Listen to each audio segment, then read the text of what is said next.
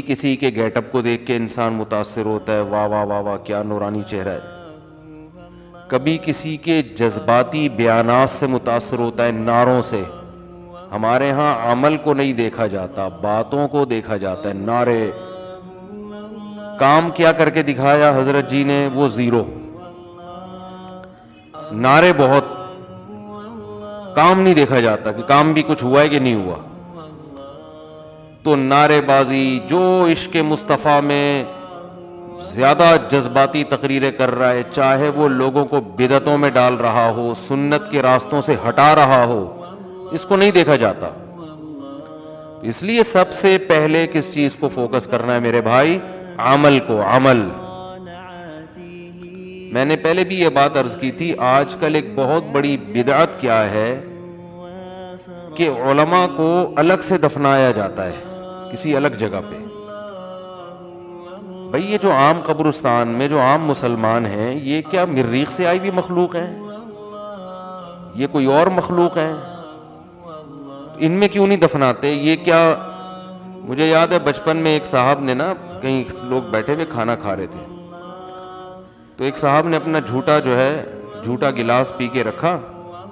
تو اب ان کا بچہ اپنے باپ کا جھوٹا نہیں پی رہا، تو باپ کو غصہ آیا کہ میں کوئی بھینس ہوں جو میرا جھوٹا پیتے ہوئے تمہیں شرم آ رہی ہے، یا میں کوئی گائے ہوں؟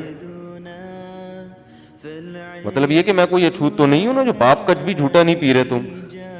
تو جیسے یہ ابا کی توہین ہے، بیٹا نہیں پی رہا، تو اسی طرح یہ عام مسلمانوں کی توہین ہے ایک قسم کی، کہ عام لوگوں کو الگ قبرستان میں دفن کیا جائے اور جو خصوصی پروٹوکول والوں کو الگ جگہ پہ دفن کیا جائے. جو نیک لوگ ہوتے ہیں ان کی خواہش یہ ہوتی ہے کہ ہمیں عام مسلمانوں کے قبرستان میں ہی دفن کیا جائے، تاکہ جو اللہ کی رحمتیں ان عام مسلمانوں پر پڑ رہی ہیں وہی رحمتیں ہم پہ بھی ہوں. صرف پیغمبر کی یہ خاصیت ہے، صحیح حدیث ہے کہ کسی بھی پیغمبر کی جہاں موت واقع ہوتی ہے پیغمبر کو وہیں دفن کیا جاتا ہے، اس جگہ سے ہٹایا نہیں جاتا. تبھی ہمارے نبی صلی اللہ علیہ وسلم کی جو قبر مبارک ہے، جہاں آپ کا انتقال ہوا امی عائشہ کے حجرے میں، وہیں دفن کیا گیا. پھر حضرت ابو بکر، حضرت عمر نے خواہش ظاہر کی کہ ہمیں نبی کے پہلو میں دفن کیا جائے، کیونکہ یہ دونوں نبی کے سب سے قریبی ساتھی تھے اور اللہ ان کو مقام بھی دینا چاہتا تھا، تاکہ جو درود و سلام کے نذرانے نبی صلی اللہ علیہ وسلم پہ پیش کیے جائیں اسی کے ساتھ آپ دونوں پر بھی سلام کیا جائے. تو اللہ آپ کے مقام کو بڑھانا چاہتا تھا. اس کے بعد جتنے صحابہ ہیں سارے جنت البقیع میں دفن ہوئے ہیں، الگ سے ان کی کوئی الگ قبر نہیں بنائی گئی.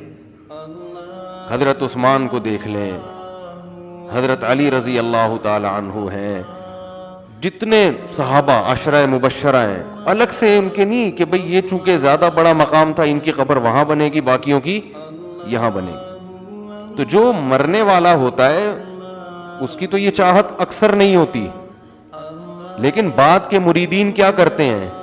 وہ اپنے مشائخ کو، اپنے پیروں کو پروٹوکول دینے کے لیے الگ دفن کرتے ہیں. تو یہ عمل اللہ کو خوش کرنے والا نہیں ہے، اور اس سے شرک اور بدعت بھی پھیلتی ہے. کیونکہ جب آپ دیکھیں گے کوئی الگ سے قبر ہے، الگ سے پروٹوکول ہے، تو جن کے مزاج میں شرک ہوتا ہے وہ پھر اس کے ساتھ الگ سے کچھ کرنا شروع کر دیتے ہیں. قبروں کے طواف بھی ہوتے ہیں، قبروں پہ سجدے بھی ہوتے ہیں، قبریں اونچی بھی بنائی جاتی ہیں. صحیح مسلم کی حدیث ہے، رسول اللہ صلی اللہ علیہ وسلم نے حضرت علی کو حکم دیا کہ مدینہ میں جا کے دیکھو کوئی بھی تصویر نظر آئے یعنی جاندار کی، اس تصویر کو بھی مٹاؤ، اور کوئی قبر ایک بالش سے زیادہ اونچی ہے اس کو گرا دو. تو حضرت علی رضی اللہ تعالیٰ عنہ کو آپ صلی اللہ علیہ وسلم نے باقاعدہ اس کا حکم دیا. تو اس لیے میرے بھائی عقیدت میں اندھے ہو جانا اور شریعت کو چھوڑ دینا، اس سے اللہ بالکل بھی خوش نہیں ہوتا. اس سے پبلک بہت خوش ہوتی ہے، پبلک چلتی ہے نعروں کے پیچھے، پبلک کو جذبات سے ہٹ کے باتیں پسند ہی نہیں ہیں. اچھا پبلک کا جو مزاج ہے نا، ہم تو پبلک میں رہے ہیں، تقریریں بھی کی ہیں، بیانات بھی کیے ہیں. میں تو بیانات کر رہا ہوں جب میں میرا خیال ہے 13-14 سال کی عمر سے میں نے بیانات شروع کیے ہیں، بالکل یعنی بلوغت کی دہلیز پہ جب قدم رکھتا ہے نا، تو میرے والد صاحب چونکہ بیان کرتے تھے تو مجھے بھی وہ دے دیتے تھے بیان. تو پبلک کا مزاج یہ ہوتا ہے کہ پبلک منفی باتیں زیادہ شوق سے سنتی ہے. یعنی اگر آپ تعریفیں کرنا شروع کر دو نا، فلاں بھی ٹھیک ہے، فلاں بھی ٹھیک ہے، فلاں بھی صحیح ہے، فلاں بھی صحیح ہے، پبلک کو نہیں ایسے خطیب پسند آتے. ایسے لوگ پسند آتے ہیں پبلک کو جو ہر ایک کو برا کہہ رہے ہو. یہ پبلک کا مزاج ہوتا ہے. حکومت کی برائیاں کرو، پبلک کہتی ہے یہ آدمی کیا ہے، حق پرست، یہ کیا کر رہا ہے، ڈنکے کی چوٹ پہ حکومت کو برا کہتا ہے. یہ آدمی ڈنکے کی چوٹ پہ جو ہے وہ فوجیوں کو برا کہتا ہے. یہ آدمی ڈنکے کی چوٹ پہ عمران خان کو برا کہتا ہے. یہ ڈنکے کی چوٹ پہ مولانا فضل الرحمان کو برا کہتا ہے. یہ ڈنکے کی چوٹ پہ نواز شریف کو برا کہتا ہے. اس کو نہیں دیکھا جاتا کہ بات صحیح کر رہا ہے غلط کر رہا ہے.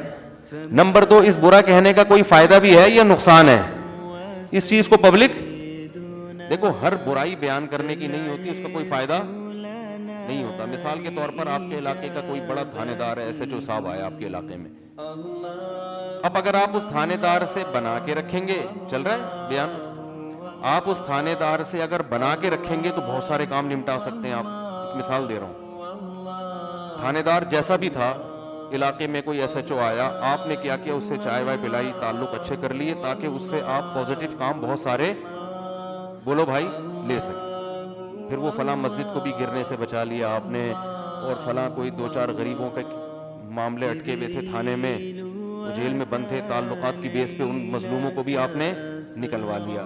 تو یہ آدمی کام زیادہ کرے گا نا، اس نے قوم کی خدمت زیادہ کی نا، کیونکہ SHO سے لڑ تو کوئی سکتا نہیں ہے. کیا خیال ہے؟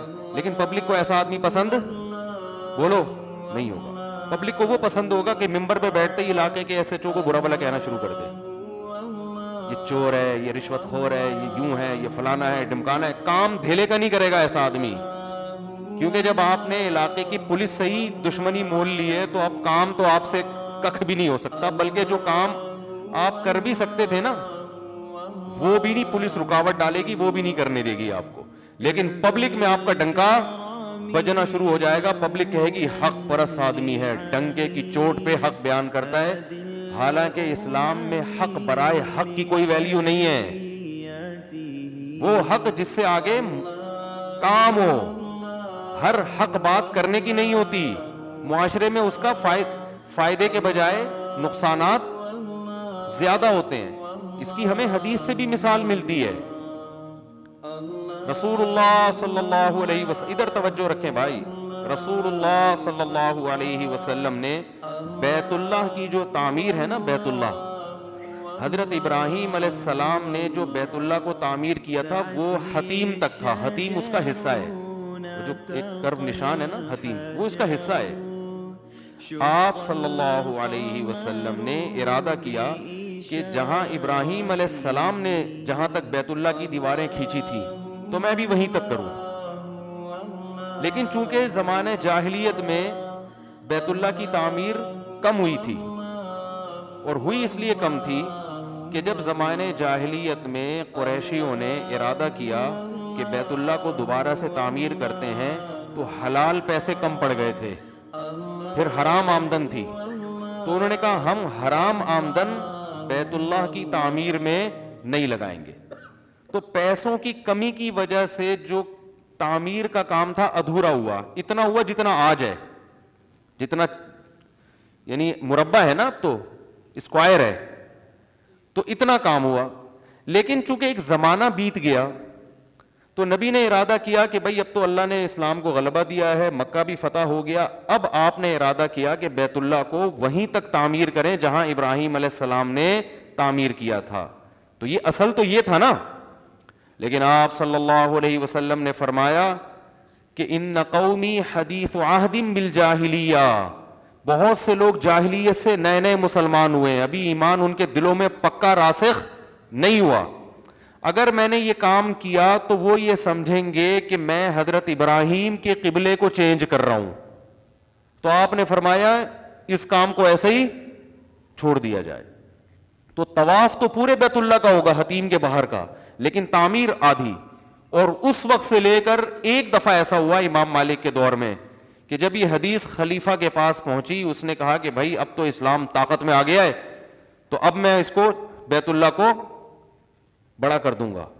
تو اس نے بڑا کیا, تو لیکن کیا ہوا, بعد کے خلیفہ نے اس کو گرا دیا کہ بھائی نبی نے نہیں کیا تو انہوں نے کیوں کیا. امام مالک نے فتویٰ دیا کہ جس حال میں نبی نے چھوڑا ہے نا, اس میں کمی بیشی کی اجازت, بولتے کیوں نہیں بھائی, نہیں ہے. خدا کی قسم اس حدیث یہ سمجھ میں آ جائے نا, دینداروں کے بہت سے مسائل حل ہو جائیں, آج بہت سے مسائل حل ہو جائیں.